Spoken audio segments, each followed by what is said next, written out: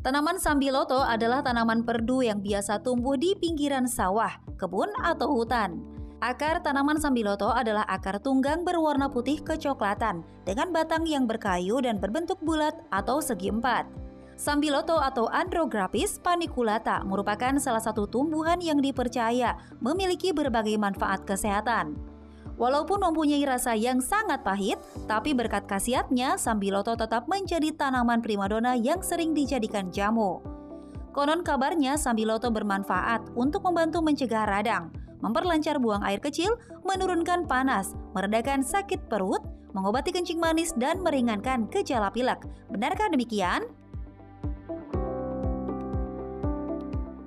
Tahu. Tahu sih. Biasanya kalau orang yang sakit diabetes bisa konsumsi sambiloto. Juga habis lahiran bisa buat kesehatan juga. Obat-obat kencing manis. Pokoknya ya buat badan sehat aja gitu. Itu kan termasuk jamu-jamu tradisional ya. Jika dikonsumsi dengan dosis yang tepat dalam jangka waktu yang singkat, umumnya sambiloto tidak berbahaya. Meski demikian, konsumsi sambiloto disinyalir memiliki risiko efek samping seperti diare, muntah, sakit kepala, hidung berair, ruam, kelelahan, dan kehilangan nafsu makan. Nah, jika Anda masih ragu dengan khasiat dan efek dari daun yang satu ini, ada baiknya Anda tonton dulu penjelasan dokter di Ayo Hidup Sehat hari ini. Wah, itu sambiloto. Ini ya dok yang ada di sini semuanya. Jadi itu dia tadi bisa daun ya? Bisa ngurangin nafsu makan. Itu lumayan juga ya. Kayaknya pas ya Wak Intan ya. Tapi ini kita mesti bahas nih tentang kabar bahwa sambiloto ini khasiatnya banyak untuk kesehatan. Untuk jelasnya langsung saja kita undang Dr. Lona, spesialis farmakologi klinik. Siang dok, apa kabar? Halo, siang dok. Dok, kita ngebahas sambiloto. Ini kan tanaman herbal dok ya. Katanya sambiloto ini bisa meningkatkan kekebalan tubuh. Ini fakta atau mitos dok? Meningkatkan kekebalan tubuh pada hewan, fakta. Pada hewan, pada manusia? Kenapa saya bilang begitu? Karena penelitiannya baru terbatas pada hewan coba, tepatnya tikus. Belum pada manusia, dan pada hewan coba dapat meningkatkan aktivitas sistem imun dan aktivitas sel makrofag. Sel makrofag adalah salah satu sel yang berperan untuk meningkatkan sistem imun. Dan dari hasil uji pada hewan tersebut terbukti bahwa zat aktif yang ada pada sambiloto, pada daun sambiloto tepatnya, itu dapat atau memiliki efek imunomodulator yang poten. Imunomodulator artinya meningkatkan sistem imun atau meningkatkan kekebalan tubuh. Jadi kalau pada manusia ini masih mitos dok? Masih mitos. Oh mitos ya ternyata. Oh ternyata masih mitos ya buat manusia. Iya, belum terbukti pada manusia melalui uji klinik. Baik dok. Gitu. Jadi masih baru untuk hewan aja ya.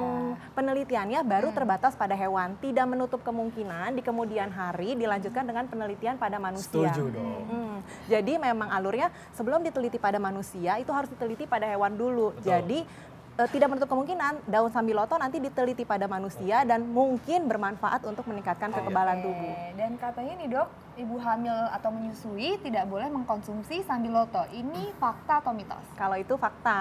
Oh, kenapa? Kenapa demikian? Karena belum terbukti atau belum ada pembuktian ilmiah yang benar-benar menyatakan bahwa ibu hamil dan wanita menyusui aman mengkonsumsi daun sambiloto. Yang dikhawatirkan apa? Ibu hamil itu kan sedang mengandung janin.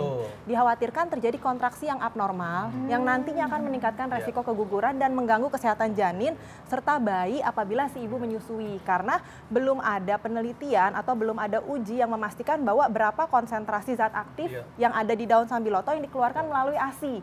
Kalau berlebihan dan sampai dikonsumsi oleh si bayi yang sedang menyusui, dikhawatirkan dapat mengganggu kesehatan. Jadi resiko dok. Iya, alangkah baiknya tidak mengkonsumsi daun sambiloto maupun olahan produknya pada kelompok yang beresiko seperti wanita hamil dan ibu menyusui. Tapi dok ini juga ada yang mengatakan bahwa orang dengan tekanan darah rendah ini sebaiknya tidak boleh konsumsi sambiloto. Ini fakta atau mitos dok? Itu mitos. Gitu. Kenapa dok? Memang belum ada penelitian, belum ada yang membuktikan bahwa mereka dengan tekanan darah rendah apabila mengkonsumsi daun sambiloto dapat memperburuk keadaannya.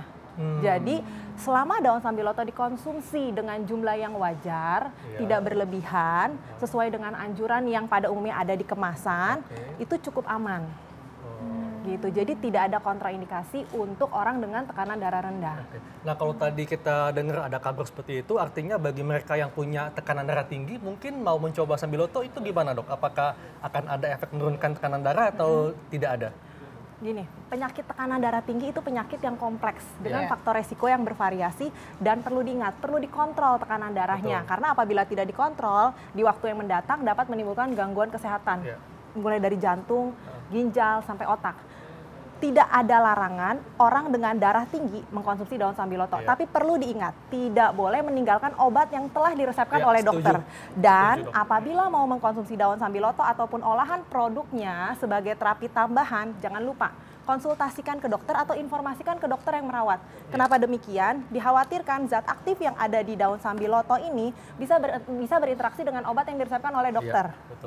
Nah, kalau kayak begitu bukan manfaat yang didapatkan, malah gangguan kesehatan. Resikonya ya dok ya. Dok, kabarnya nih, sambiloto bisa menurunkan kadar kolesterol. Ini fakta atau mitos? Itu fakta.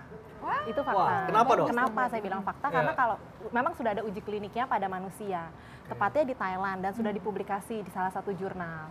Cuma penelitian tersebut, subjek penelitiannya masih sedikit. Di situ baru 60 orang. Mereka yang mendapatkan ekstrak sambiloto yang mengandung zat aktif andrografolite. Jadi di daun sambiloto ada zat aktif yang namanya andrografolite.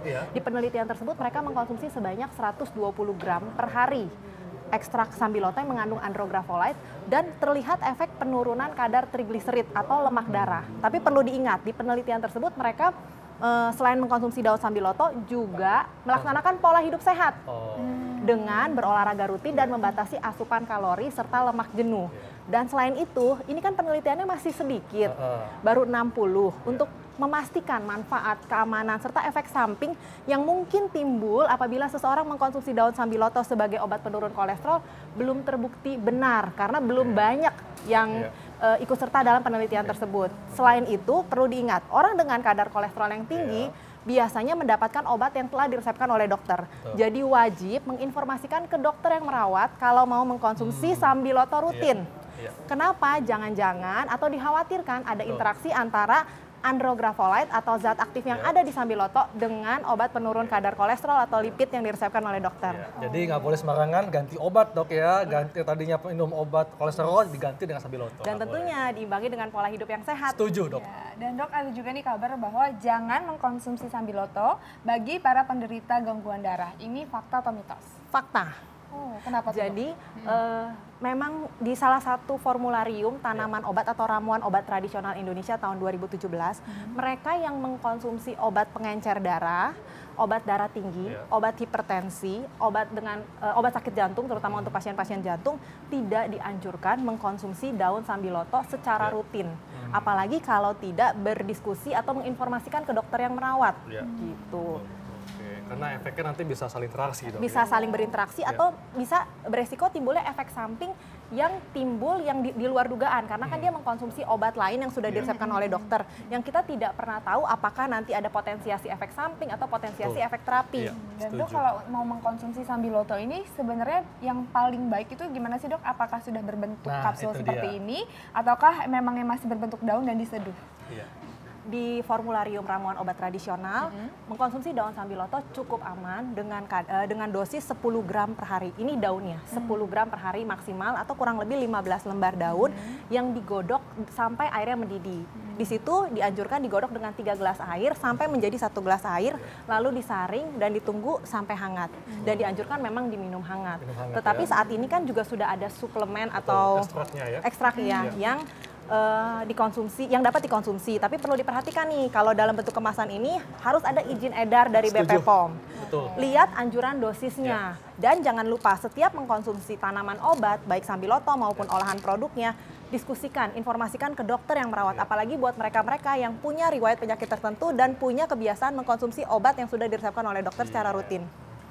Nah dok, ini juga ada yang mengatakan dok, katanya kalau sambiloto ini bisa membantu mengobati masalah pencernaan. Ini fakta atau mitos dok? Itu fakta.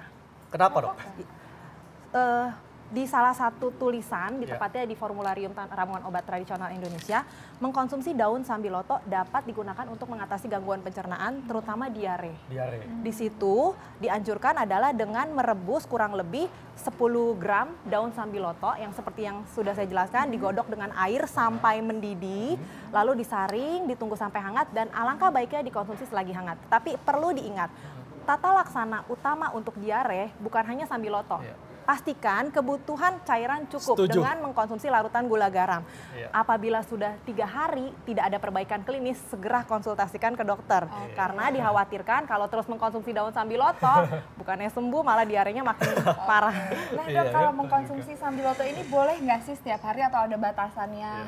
Cuman boleh dalam seminggu berapa kali gitu?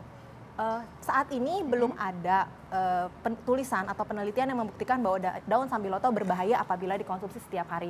Namun dosisnya harus diperhatikan. Untuk bentuk daun yang mau direbus jangan lebih dari 10 gram per hari atau kurang lebih 15 helai daun segar per hari yang akan digodok.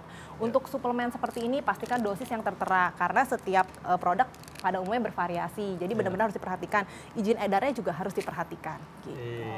Baik dok, terima kasih penjelasannya, sangat manfaat sekali. Iya.